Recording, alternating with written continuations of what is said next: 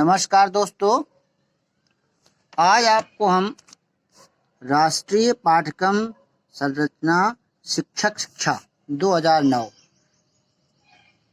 इसी को NCFTE 2009 भी कहते हैं। इसी को शिक्षक शिक्षा है तो राष्ट्रीय पाठचर्या की रूपरेखा 2009 भी कहते हैं। ये बहुत ही इम्पोर्टेंट टॉपिक है, इसको पढ़ाने जा रहे हैं मैं अरविंद मिश्रा, प्रवक्ता Shri Shakti degree college DLED विभाग। ये सीटेट के लिए तो बहुत इंपॉर्टेंट है। DLED के सेकेंड सेमेस्टर के प्रारंभिक शिक्षा में ये है और सीटेट से 100% एक क्वेश्चन इससे आता ही आता है। तो कभी कभी इसका NCFT का पूरा नाम पूछ लेते हैं। तो पूरा नाम इसका क्या है? National curriculum framework for teacher education 2000। कभी कभी पूछ लेते हैं ये कब बना था, NCFT कब बना? तो 2009 में। तो इसको क्यों बनाया गया? इसकी ऐतिहासिक पृष्ठभूमि ये है कि कहा गया है कि शिक्षक को सभी शिक्षा शास्त्रियों एवं बुद्धिजीवियों ने राष्ट्र का भाग निर्माता माना है। शिक्षक का सम्मान प्राचीन काल से वर्तमान काल तक कम नहीं। आपको हमने शिक्षक के बारे में वैदिक कालीन, बौद्ध कालीन, मुगल कालीन सभी जगह बताया। तो शिक्षकों के कार्य व्यवहार एवं कर्तव्य निष्ठा में वृद्धि के लिए समय समय पर विभिन्न आयोग, जितने कोठारी आयोग ने सबसे अच्छा सुझाव दिया है, तो प्रत्येक आयोग ने माना है कि संपूर्ण शिक्षा व्यवस्था में शिक्षक वो प्रमुख भाग है जो विद्यालय के उत्थान में अपना महत्वपूर्ण योगदान दे सकता है और करता रहता है।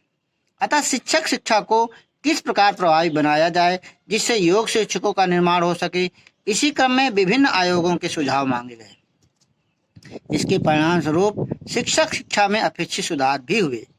शिक्षक शिक्षा में सेवारत प्रशिक्षण, जिसे PMOST कहते हैं, शिक्षक शिक्षा में अनुसंधान को प्राथमिकता, शिक्षक शिक्षा में नवीन विद्यालयों की मान्यता प्रदान करना, शिक्षक शिक्षा में नवाचारों का प्रयोग एवं विभिन्न प्रकार के प्रशिक्षणों की व्यवस्था आदि शिक्षा नीतियों के सुधार के कारण संभव हुआ है। अब वर्तमान समय में शिक्षा का अधिकार RT एक्ट 2002 को बताया था, 2009 RT शिक्षा का अधिकार पढ़ा चुके हैं। अनिवार्य एवं निःशुल्क शिक्षा के सार्वभौमिकरण ने शिक्षक के उत्तरदायित्वों के में अभूतपूर्व वृद्धि कर दी। जो जब से राइट एजुकेशन एक्ट बना तब से यह शिक्षा में काफी दायित्व बढ़ गए हैं, जिससे संपूर्ण उत्तरदायित्व शिक्षक पर आ गया है। आप जानते होंगे कि अभिभावक ये कभी नहीं जानने का प्रयास करता है कि शिक्षा व्यवस्था में क्या त्रुटियां हैं। वो सीधे सीधे आकर शिक्षा व्यवस्था की पूरी जिम्मेदारी शिक्षक पर ही डाल देता है। कोई व्यवस्था हो, चाहे वो शिक्षक को ही सब कुछ मानता है। इस स्थिति में बालक के शिक्षण कार्य के साथ ही अभिभावकों एवं समाज को संतुष्ट करना भी शिक्षक का दायित्व हो गया है। इस प्रकार की स्थिति में शिक्षक शिक्षा के लिए एक ऐसे पाठ्यक्रम की आवश्यकता का अनुभव हुआ जो बदलते हुए परिवेश में शिक्षा के उद्देश्यों को प्राप्त करने में सहायक हो तथा शिक्षक शिक्षा की गुणवत्ता पूर्ण हो सके। इस स्थिति में राष्ट्रीय पाठ्यक्रम संरचना शिक्षा 2009 का प्रस्तुतिकरण हुआ, जिससे शिक्षक शिक्षा के विषय में पूर्णतः नवीन विचारों का प्रयोग किया गया। ये वर्तमान आवश्यकताओं को ध्यान में रखकर निर्माण किया गया है। शिक्षक शिक्षा NCFT 2009 के क्या उद्देश्य रहे? तो इसके उद्देश्यों की जब बात करते हैं तो सबसे पहला इसका प्रमुख उद्देश्य शिक्षकों का निर्माण करना और जो राष्ट्र की प्रगति के लिए उपयोगी सिद्ध हो सके, समाज के लिए अनुकरणीय हो। इस प्रकार से शिक्षक शिक्षा के दो उद्देश्य रखे गए। पहला उद्देश्य था जो प्रत्यक्ष direct AIIMS of national curriculum framework teacher education 2009। क्या प्रत्यक्ष उद्देश्य थे? कि पहला कि शिक्षक शिक्षा के लिए उचित पाठ्यक्रम का निर्माण किया। वर्तमान समय में शिक्षक से की जाने वाली अपेक्षाएं व्यापक रूप से देखी जा रही हैं। आप देखते हैं कि शिक्षक का दायित्व कितना व्यापक हो गया और इसलिए इससे शिक्षा प्रशिक्षण प्राप्त करने वाले छात्राध्यापकों को ऐसे पाठ्यक्रम का निर्माण करता है जो छात्राध्यापकों में आदर्श गुणों का विकास कर सके। शिक्षक शिक्षा पाठ्यक्रम में साथ छात्र, शिक्षक, समाज से संबंधित जानकारी का समावेश किया जा सके। जैसे आप लोगों को तमाम सारी ट्रेनिंग कराई जाती हैं, जैसे आपने तमाम SUW समाजोपयोगी उत्पादक कार्य किए हैं, रैली किए हैं, सामुदायिक सहभागिता किए हैं, तो ये उचित पाठ्यक्रम का निर्माण करें जिससे शिक्षक समाज को भी जान सके। दूसरा पॉइंट है शिक्षक शिक्षा के लिए उचित समयावधि का निर्धारण। उचित समयावधि का निर्धारण भी पाठ्य संरचना का प्रमुख उद्देश्य है। जैसे DLED की समयावधि 2 वर्ष निर्धारित है, ये डिप्लोमा कोर्स है, BEd की अब 2 वर्ष हो गई है ना, MAd की हो गई, ये तो उचित समयावधि का निर्धारण किया गया है। तीसरा, शिक्षकों के लिए व्यावसायिक वृद्धि का उपयोगिता। व्यवसाय से मतलब व्यापार से मतलब नहीं है। शिक्षक के जो भी ट्रेनिंग है, डाइट है, बीआरसी के माध्यम से संपन्न कराई जाए, उसमें और अच्छा उन्नत हो सके, नवीन नवीन चीज़ों को बताया जाए, नई नई ट्रेनिंग लें, जिससे उनकी जो है शिक्षक गुणवत्ता बढ़े, जिससे उसकी व्यवसायिक वृद्धि हो जाए और शिक्षण कला में निखार आ जाए। नेक्स्ट है चौथा, शिक्षक की योग्यता एवं गुणों का विकास करना। शिक्षक की योग्यता और गुणों का विकास करना में क्या है कि शिक्षक प्रस्तुतिकरण योग्यता, जैसे प्रस्तुतिकरण कैसे करे, शिक्षण व्यवस्था अधिगम वातावरण के सृजन कैसे करे, छात्रों की मनोदशा को कैसे समझे, आज की पूर्ण व्यवस्था दी गई। इसमें पाठ्यक्रम मनोविज्ञान के सिद्धांतों का समावेश किया गया, इन जिससे छात्राध्यापक इन सिद्धांतों के ज्ञान प्राप्त करके छात्रों की मनोदशा समझ सकें और अपने अनुरूप, उनके अनुरूप वातावरण सिद्ध कर छात्रों के अधिगम स्तर में वृद्धि कर सके। तो ये आता है हमारा योग्यता एवं गुणों में। पांचवा पॉइंट है शिक्षक शिक्षा का क्रमबद्ध प्रस्तुतिकरण। इसके अंतर्गत भावी शिक्षकों को आदर्श शिक्षकों के रूप में तैयार किया जा सके। इसमें पाठ्यक्रम को 3 भागों में बांटा गया। प्रथम भाग में शिक्षा के आधार है, द्वितीय भाग में शिक्षा शास्त्र और पाठ्यक्रम को सम्मिलित किया गया है और तृतीय भाग में प्रयोगात्मक कार्य तथा इंटर्नशिप को सम्मिलित किया गया है। इस प्रकार ये पाठ्यक्रम आपका समन्वित स्थापित किया गया है। जो आपको पाठ्यक्रम डीएलएड पढ़ाया जा रहा है उसी के अनुरूप है ये सब। नेक्स्ट है शिक्षक का विकास एवं सुगम कर्ता के रूप में। जो शिक्षक का विकास हो वो एक सुगम कर्ता के रूप में हो। शिक्षक को सुगम कर्ता बनाने के लिए पाठ्यक्रम में शिक्षकों के व्यवहार को छात्रों के प्रति सकारात्मक बनाने पर चर्चा की गई। शिक्षक द्वारा बालकों के सीखने की प्रक्रिया को सरल और सुगम बनाने के व्यापक उपाय बताए गए। जैसे छात्र कहानियों के श्रवण में रुचि रखते हैं तो शिक्षक द्वारा छात्रों को विविध प्रकार की शिक्षापद कहानी सुनाने की योग्यता होनी चाहिए। छात्रों के कठिन ज्ञान संबंधी मार्ग को सरल बनाने का कार्य कर सके। इस प्रकार शिक्षक का दायित्व छात्र के शैक्षिक एवं व्यक्तिगत क्षेत्र के कार्यों को सरल एवं सुलभ बनाना है। नेक्स्ट पॉइंट आता है शिक्षक का विकास एक सामाजिक कार्यकर्ता के रूप में होना चाहिए। इसका बात करते हैं तो शिक्षक एक कुशल सामाजिक कर्ता के रूप में कार्य करे। समान रूप में अगर बात करते हैं तो प्राथमिक विद्यालयों में शिक्षक को सामुदायिक सहयोग प्राप्त करने की कला आनी चाहिए। समाज से सहयोग प्राप्त करने के लिए शिक्षक को समाज के कार्यक्रमों में भाग लेना चाहिए। समाज के प्रतिष्ठित व्यक्तियों को विद्यालय में आमंत्रित करना चाहिए। जैसे अपने यहाँ प्रधानों को बुलाया जाता है, प्रेस वालों को बुलाया जाता है, अन्य सभी को बुलाया जाता है, गांव वालों को बुलाया जाता है।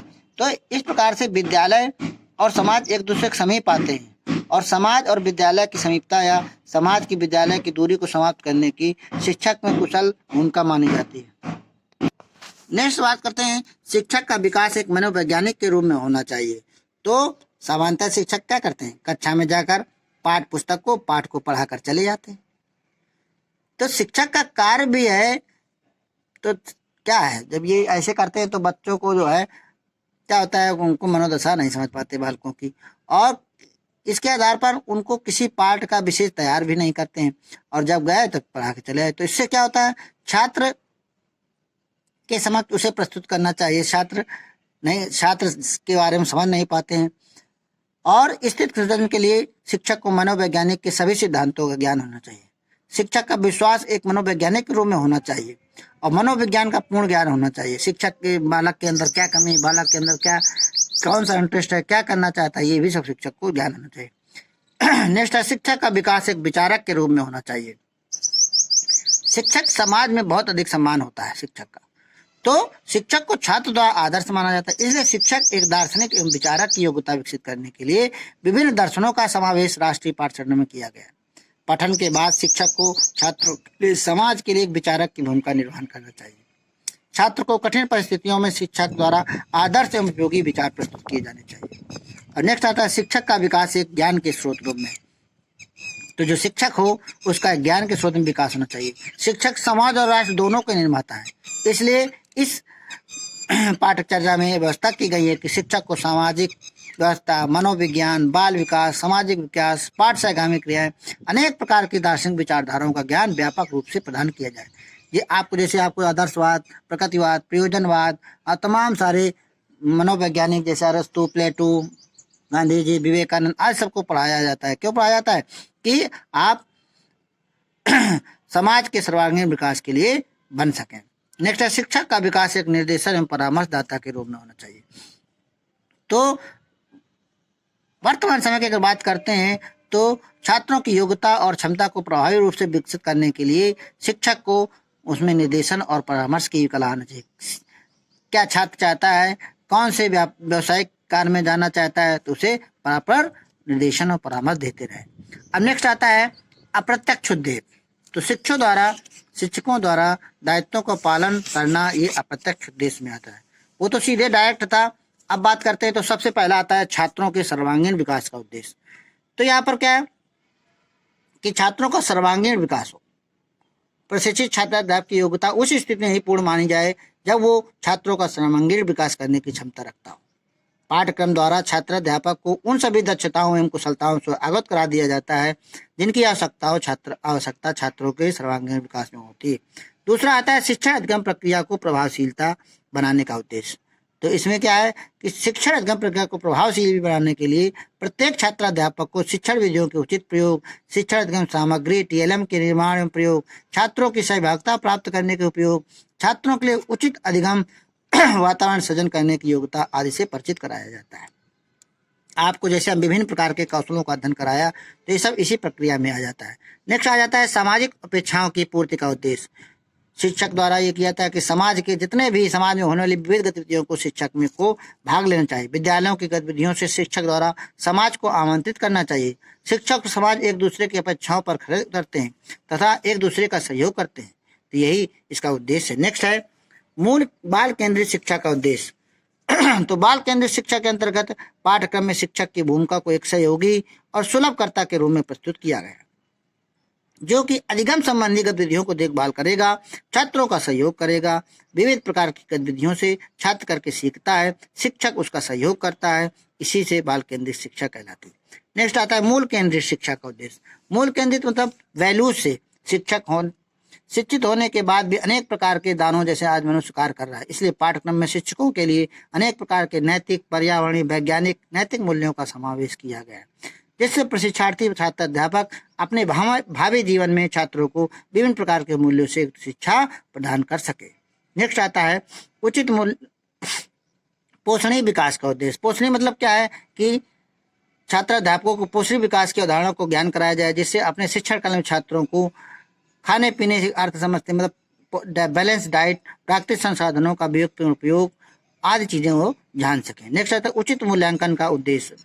छात्रों की प्रतिभाओं का एवं योग्यताओं का उचित मूल्यांकन शिक्षक द्वारा नहीं किया जाता, तो ऐसी स्थिति में उसकी छिपी प्रतिभाओं का विकास सही रूप से नहीं हो पाता।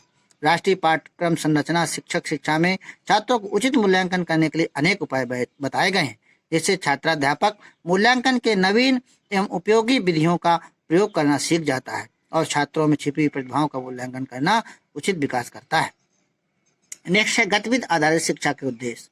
गतिविधि आधारित मतलब क्या है कि एक्टिविटी बेस्ड टीचिंग। छात्राध्यापक अपने भावी जीवन में छात्रों की गतिविधियों के माध्यम से अधिगम कर सके। एक और छात्रों का अधिगम स्तर उच्च हो और द्वितीय रूप से गतिविधि आधारित शिक्षा का उद्देश्य पूर्ण होगा।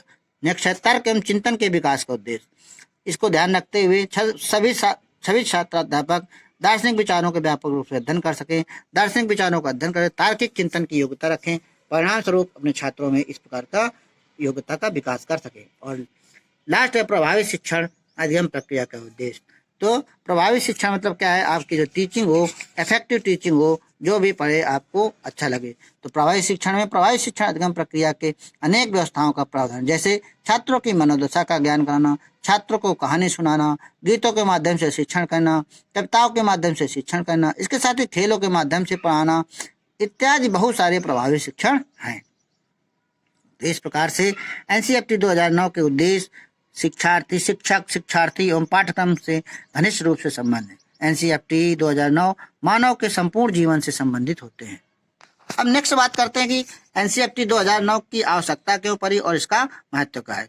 तो सबसे पहले क्या इसके महत्व निम्नलिखित है। नंबर 1, शिक्षा के सार्वभौमिकरण के लिए। शिक्षा सार्वभौमिकरण से आप लोग जानते हैं कि सार्वभौमिकरण से तात्पर्य है कि सभी के लिए शिक्षा।